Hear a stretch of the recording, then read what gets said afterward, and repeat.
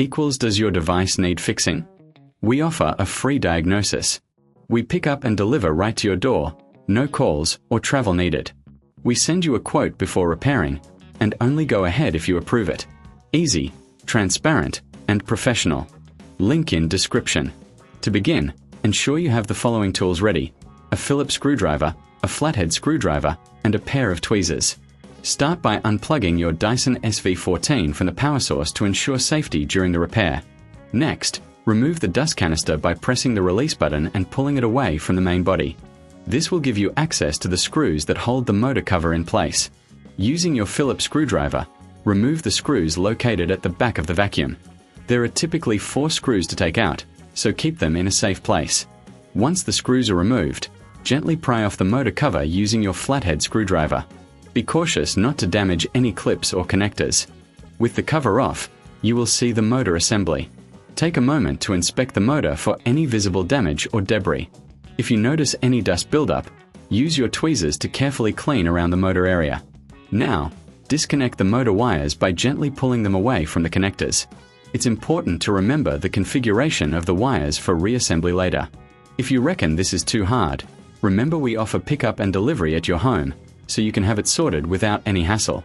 With the wires disconnected, you can now remove the motor from its housing. There may be additional screws securing the motor in place, so check for those and remove them as well. Once the motor is free, take your new motor and place it into the housing, ensuring it fits snugly. Reconnect the motor wires, following the configuration you noted earlier. Make sure the connections are secure to avoid any issues when you power the vacuum back on. After the motor is connected, replace the motor cover by aligning it properly and pressing it down until it clicks into place. Reinsert the screws you removed earlier to secure the cover.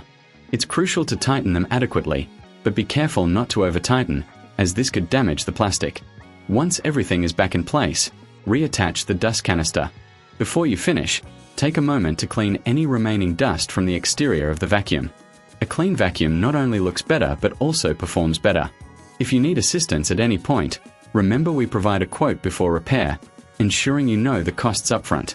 Finally, plug your Dyson SV14 back in and test it to ensure the new motor is functioning correctly. If you encounter any issues, don't hesitate to reach out for professional help. We are here to assist you with any vacuum repairs you may need, ensuring a hassle-free experience with no calls, no travel required. Does your device need fixing? We offer a free diagnosis. We pick up and deliver right to your door, no calls or travel needed. We send you a quote before repairing, and only go ahead if you approve it. Easy, transparent, and professional. Link in description.